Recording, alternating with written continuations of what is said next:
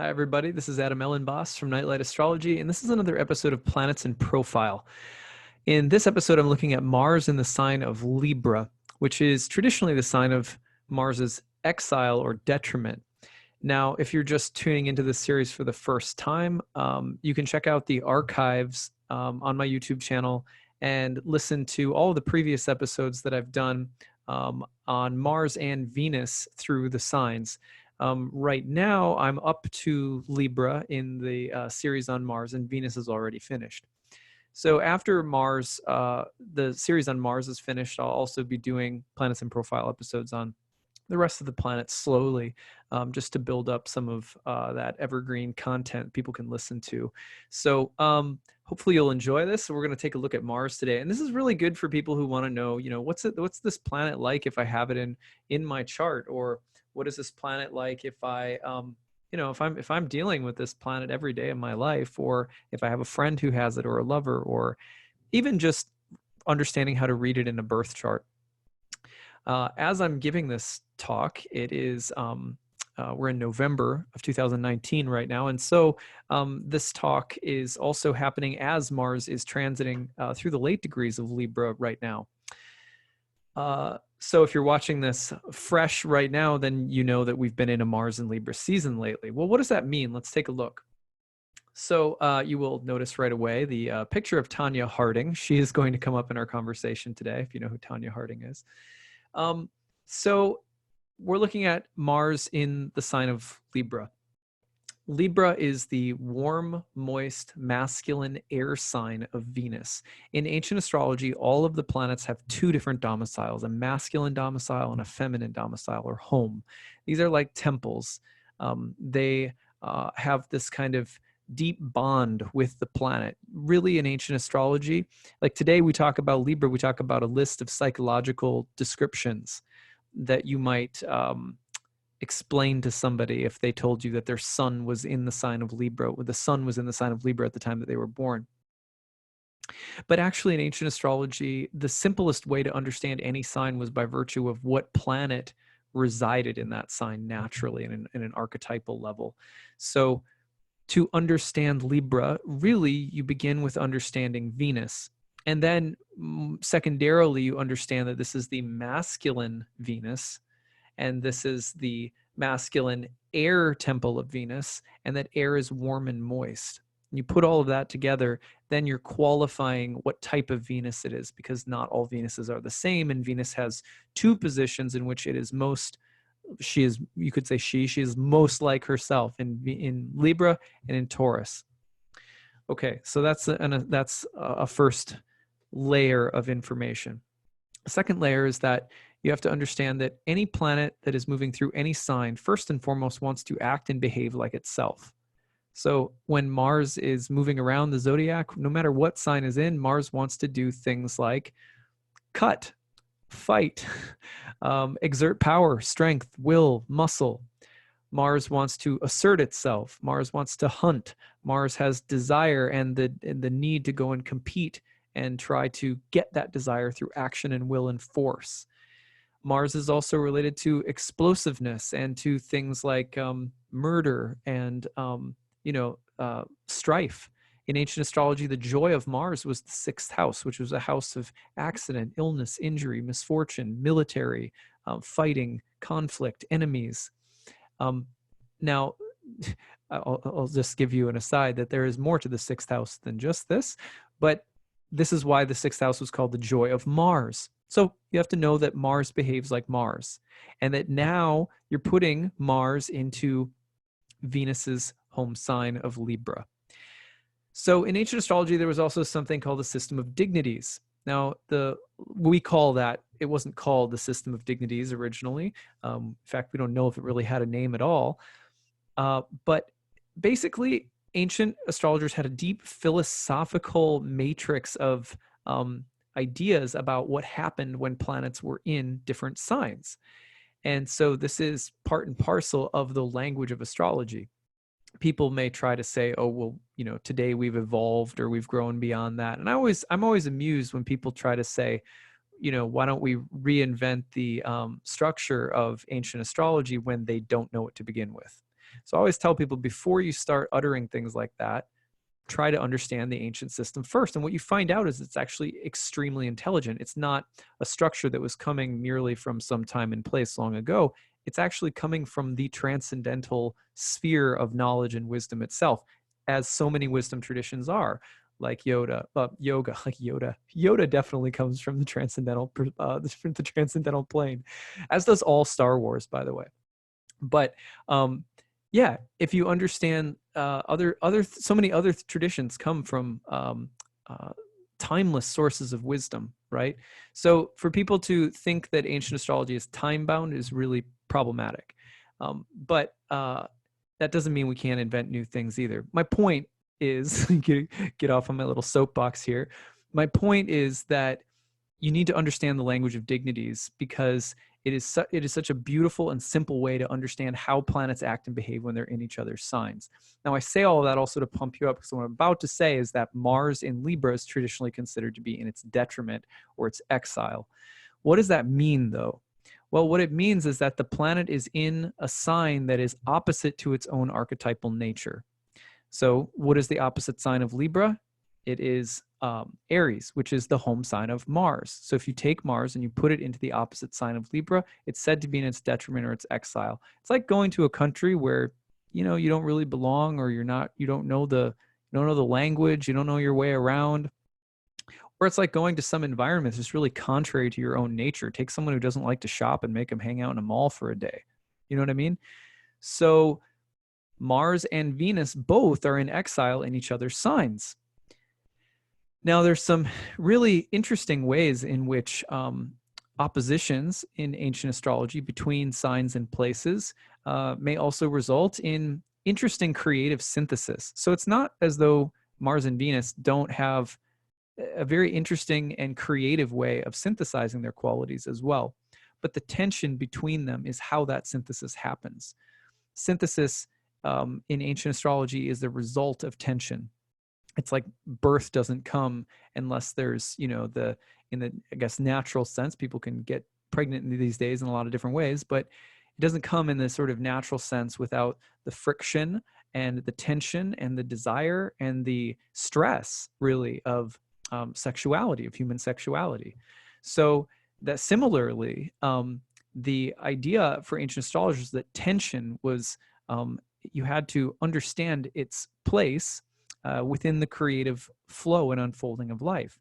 And for this reason, certain planets, when they're in the signs that are, all the planets, when they're in the sign that is opposite to their own, it's tense. It's intense, but it can be creative as well. So we don't need to say so much about why Mars and Venus are opposites, but in brief, Venus is peace, Mars is war. Venus is love, Mars is conflict. Venus is harmonizes, Mars severs or cuts, right? So these are simple archetypal principles. Now, when Mars is in the sign of Libra, we're also saying that Mars is in a sign that traditionally has to do with careful judgment. The judgment, remember, the sun is entering the underworld at this time of the symbolic zodiacal year. And so as the sun enters the underworld, you get into the originally, of course, Libra was considered to be the claws of the scorpion, but it has its own autonomy as the scales as the tradition develops, and we have really the idea of a sign that has a lot to do with judgment, a sign that has a lot to do with idealism and beauty and fairness and truth and justice, but at the core resides the archetype of judgment. And this is why Saturn is exalted in Libra traditionally. And also why Venus, though she has this traditional relationship with everything beautiful and sensual, was also the goddess in a general sense, was also related to justice, because the just, for ancient astrologers, you have to remember that the just, the true, the good, they were also beautiful. The cosmos, in its justice, in its inherent truth, in its inherent order, was also considered beautiful. And so the place where the inherent structure and laws of reality, as well as the beauty of reality, combine in the sign of Libra. It's also a sign that has a lot to do with wise judgment and learning. learning something so that you can truly understand something. And when you do so, you're able to articulate it from a place that is both beautiful, wise, grave, all at once. If you've ever seen someone articulate, like a professor you've ever had or a teacher you've ever had who knew something very deeply, and they could communicate it with great seriousness and great wisdom, but also, they could make it fun, light, and beautiful. That's what Libra is like. That's the combination of Venus and Saturn in Libra. Mars just doesn't do well in this sign. Mars doesn't quite have the patience or the tact. Sometimes Mars is more easily angered or frustrated than this sign tends to be in terms of the combination of the Venus-Saturn themes that happen here. Mars is not the diplomat that Libra often is, or that Venus often is. Mars also tends to lack the objectivity that Saturn, as the exalted ruler of Libra, suggests. And so for this reason, there can be all sorts of really challenging dynamics for Mars in this sign. However, sometimes the union of Mars and Mars's qualities with the qualities that we're describing of Venus and Saturn in Libra can have this tremendously creative and very intelligent, if not sometimes irreverent effect. Irreverent or conflicted, So you're going to see in the list of people we're going to look at now how interesting this list of characters are and the complex themes that they displayed around Mars and Venus in their life. Okay, so let's just go through some of them together. And actually, quick note before I do this.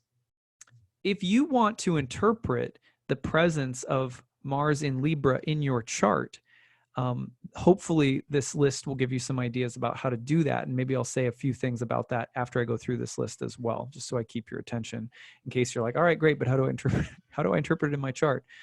So let's start with Elvis Presley. So I'm going to make these really simple because you could do, we could do a whole class on any of these characters, probably in their whole birth charts and everything like that. So just kind of keeping it real simple. Elvis Presley, he is a provocative artist. He's provocative specifically because his music was more overtly sexual than most people were comfortable with, especially his stage presence.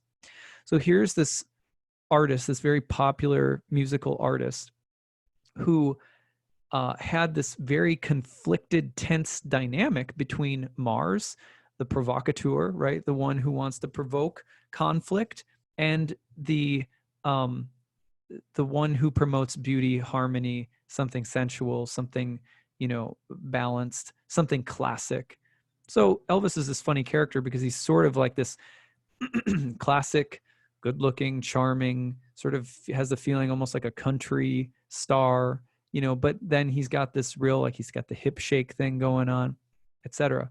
Now, of course, the other thing that my opinion is real controversial about Elvis, even though I grew up hearing his music and, it rings that familiar joy bell in my brain, is that, of course, Elvis Presley also reportedly stole or, kind of mimicked, without maybe necessarily giving the greatest credit, to a lot of African-American musicians as well. Like, I'm trying to remember what the guy was, like Chuck Berry, or I don't remember who it was. But the point is that he, I've seen numerous documentaries about the history of rock and roll, right? Because it's kind of, at one point, it was more of a hobby of mine. Not so much into it anymore. But in these documentaries, one of the things that came up a lot was, Elvis is great, and we should really give credit where credit is due. That's a little bit of a conflicted Mars in Venus's sign type of thing. Of course, he also struggled with being enabled through people that he was close with to who enabled him with drug habit. And so also just the conflicted nature of relationships. That's a whole nother story with Elvis. But how about Freddie Mercury? Freddie Mercury, here's another guy who's really quite provocative. He's, one of the, I guess I would say that he's one of the great pioneers of sexual rock. He basically gives a place for gay rockers, you could say, on the rock and roll scene. He's not the only one, but Yeah, I mean, there, and also controversial because of his battle with HIV. So, I believe it was HIV that he died of. Someone correct me if I'm wrong about that. So there's another one where the theme of like music and art, a Venus theme, and relationships, Venus is also, it also has conflict in it that's really pronounced, and a tense part of how the person is both uniquely expressive, in this case with music, but also potentially um, receives some of the more challenging elements of that transit, and you know, or is known for conflicts surrounding that archetypal tension between Mars and Venus. How about Eminem? Same basic idea. Here's a guy who's basically a pioneer of sorts as a white rapper, not certainly the first, but he's a guy who's also like, he's controversial in a lot of what he says and does, just in his lyrics and his language, and he's sort of beloved, but also is this guy an a-hole? Is he a jerk? Is he like, you know what I mean? And or is he a pioneer? Is he brilliant? Real conflicted themes around his art and music. John Lennon was very similar in terms of just being someone who was like, he said that it was said that he hated pretentiousness of any kind. He didn't like bullies of any kind. He stuck up for the underdog. He fought for peace, and yet he himself could be really vain and incredibly pretentious and bullying. And also, so I won't say more because I could talk about John Lennon for a while too, because I've done a class on him before. But the simple point being that John Lennon actually also dies because of a crazed fan, right? So there's that conflict again, the Mars theme that's so potent in the life of a famous artist. Whitney Houston is similar with, I can't remember who it was that she was married to. So much controversy around that marriage, and also I'm trying to remember, she had a problem at one point with her voice, if I remember correctly. Was it vocal cancer she got or something like that? I'm trying to remember. Bunch of really challenging themes around her life as an artist. Now, it's not as though every single artist in the world is going to have Mars in a Venus sign or Venus in a Mars sign, but these are really good examples of people who have had such complicated dynamics between Mars and Venus that have been prominent artists. Gisele Bündchen, I don't know if that's how you say her last name correctly or not, but this is, most people know her as, she's a very famous model, and also famously married to Tom Brady, who is the quarterback, famous, like maybe all-time greatest quarterback of the New England Patriots. The reason that she's interesting is because she's actually has played the role of an ambassador, and I can't remember if it's to the UN or some kind of global and environmental board or something like this. So she has that interesting role of diplomatic advocate, guardian, political, social elite. So that Mars in Libra often shows up also in the charts of diplomats. John Lennon is sort of similar in terms of like the bed-in or being anti-Vietnam, or there's sometimes there's, and it doesn't necessarily have to be good, or I'm not saying it's good or bad either. So you'll just often see that people are embroiled in some kind of political cause. And it's oftentimes like, I'm fighting for something that I believe is good, but it involves fighting, and so it's tense.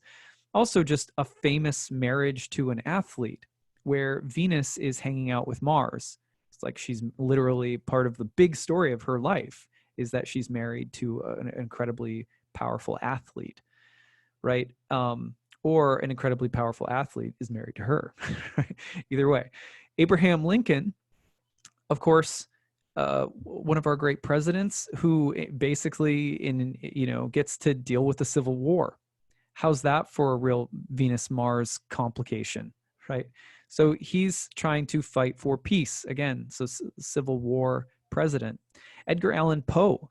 Here's someone who is an incredible artist of the macabre, the dark, the underworld, the subterranean, the demonic, the shadow, and he's from Baltimore, right up the road from where I live. So here's another, and of course, again, someone who struggled with drugs, but someone who's so well known for somehow making the horrible and horrifying Mars, who's really a god of horrors in ancient astrology, along with Saturn. as well as things like bravery and courage. He has a spectrum, but Edgar Allan Poe makes that stuff beautiful. He also, he writes often about this kind of sense of like what was it, Annabel Lee? I think that was a poem that he wrote. There's a sense of tragic beauty that's surrounding a lot of his work. So if you ever have seen that sense of like a beautiful model of some kind, like, walking through a graveyard in some kind of shroud, it's like beautiful and dark. Like Edgar Allan Poe, man, he's one of the pioneers of that kind of stuff in terms of the American art world. Alfred Hitchcock, same idea, right? He is a master of suspense and horror and terrifying drama. And Mars is again in Venus's sign. Now, there's some that are really pretty dark, like R. Kelly. Need we say more? I will just leave you to think about that one. Then we can go on to people like Sarah Silverman, who's a comedian, but of course is someone whose career has oftentimes gone through, I guess I would call them like scandal periods or real controversies. That's the word, because she's irreverent and often makes jokes that are kind of, I don't want to like judge her or anything, because I really don't know much of her material, but I just know from what I've read and some of the stuff I've heard that she's irreverent, and it's like South Park or whatever, like anyone is fair game, anything is fair game. So racist jokes, sexist jokes, etc. But a lot of the times there's really kind of she's oftentimes said that she tries to enlighten people about ignorance. So like, let my humor be a demonstration of what people are really ignorant about. And sometimes people confuse that with ignorance itself, as though her humor about ignorance is ignorant. That's a Mars in Venus's sign kind of ordeal, especially Libra, which tends to be more intellectual. It's a totally different Mars when you're in Taurus, which we've already gone through in this series. How about Aeneas Nin? Now, if you know much about this author, again, just a provocative author with often these really deep kind of erotic themes that came out. And this is one of the things that she's known for, is having this really deep access to erotic, complicated, dark qualities of human relationships. Noel Gallagher, here's one of the frontmen of Oasis. What was he known for? Well, great music, but also a huge conflict with his brother that, I think basically led to the breakup of that band. Seth Rogen, another guy who's likes to make irreverent, but really like well-liked, humorous movies. And yet like, he also went through a big controversial political scandal with, I don't remember what it was. I think it was a movie about like North Korea or something like that. And it ended up getting pulled and didn't get released. The Dictator, it was called. I don't remember, but it was something like that. But he's had some share of controversy too. How about Cat Stevens? Here's a musical artist. I believe he was really had his moment in the 60s. Maybe it was the early 70s. I think it was the mid to late 60s. And I love Cat Stevens' music. It was some of the first stuff I figured out how to play on guitar, because it wasn't too complicated. Cat Stevens, though, became a really controversial figure because he sort of gave up music. And I believe it happened like after he almost drowned or something. And then he realized he wanted to give his life to God. And I think it was a Muslim or a Sufi that he became. Anyway, Cat Stevens, again, then I think later he returned to music, if I remember correctly. I don't know if he's still alive, and I think he is still doing music. But the point is that there was this really complicated theme around music and art and like divinity. And this moment where he was like, I want to devote my life to God, and I want to get away from like the rock and roll scene, and like, so he had this conflicted relationship with art and music, you could say, which is characteristic of that decade in some ways. But also it was, it's a unique thing to like almost die and then give up your art. Anyway, finally, last but not least, I save our friend Tanya Harding.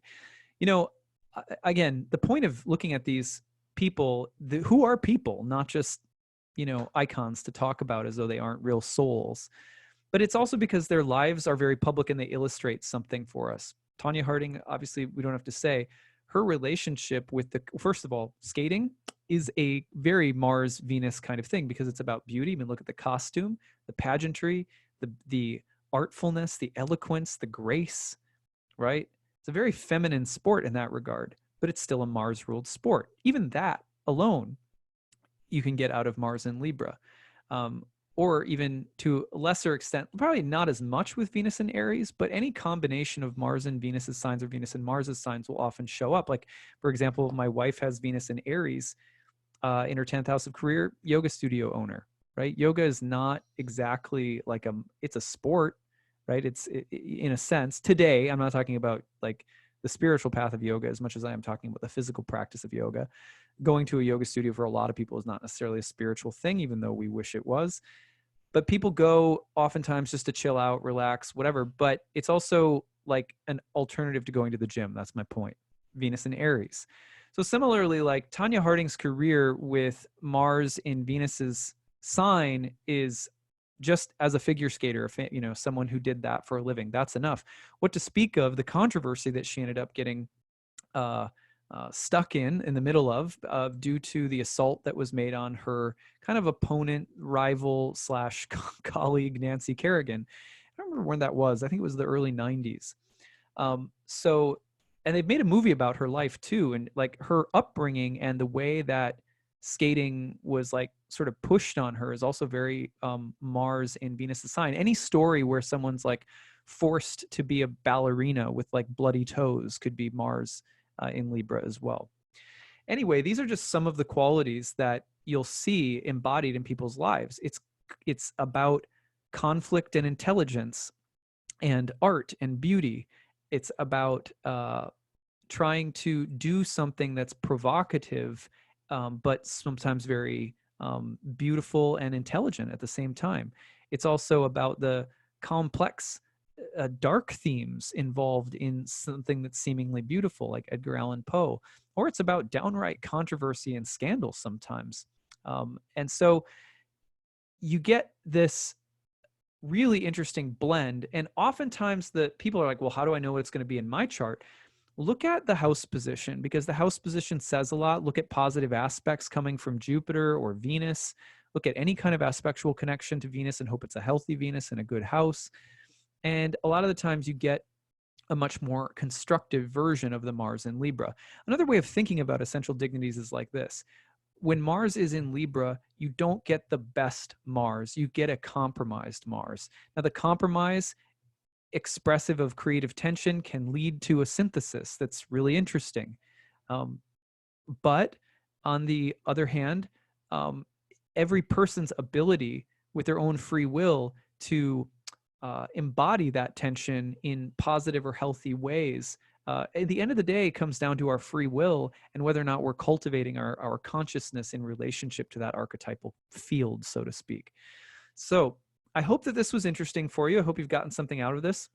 Remember that the language of astrology is here to help us. It's not saying, oh, you are this way because of Mars in Libra, or you are this way because you have some planet in that sign or that house or whatever.